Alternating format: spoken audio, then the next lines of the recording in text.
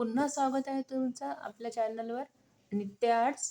आज मी तुम्हाला ब्लाऊजची डिझाईन दाखवणार आहे. साडीवर मॅचिंग अशीच एक पर्स.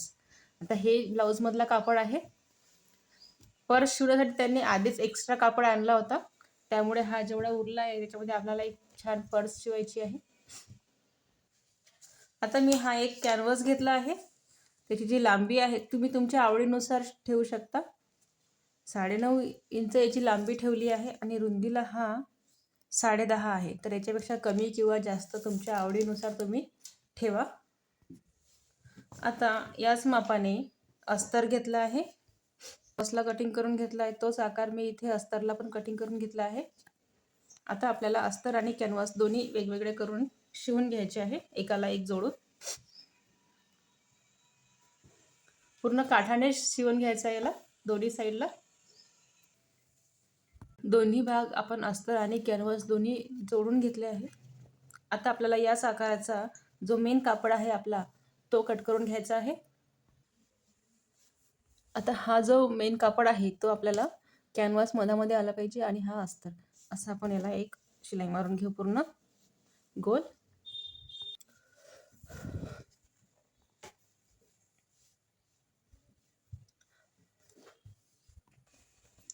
आता एक पार्ट आपण तयार केलेला आहे, याचप्रमाणे आपल्याला दुसरा पार्ट सुद्धा रेडी करायचा आहे.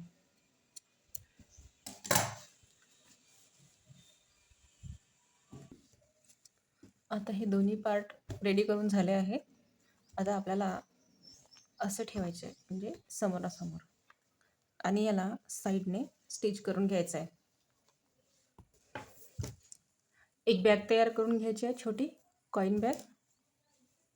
त्याला चेन लावून घेतली आहे आणि आपल्याला इथे याला अटॅच करायची आहे.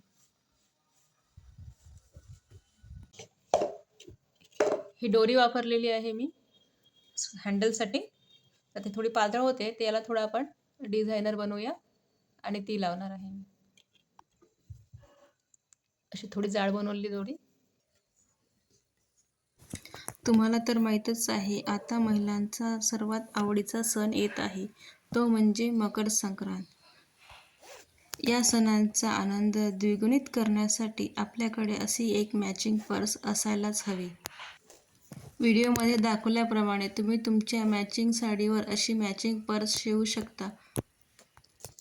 आणि तुम्ही जर अशी मॅचिंग पर्स तुमच्या साडीवर घेत असाल तर तुमची साडी आणखीनच सुंदर दिसेल. व्हिडिओ बघितल्याबद्दल धन्यवाद. ही पर्स तुम्हाला कशी वाटली कमेंटमध्ये नक्की सांगा. शेअर करा तुमच्या मैत्रिणीसोबत. व्हिडिओ पूर्ण बघा आणि कमेंट करून सांगा तुम्हाला पर्स कशी वाटली ती.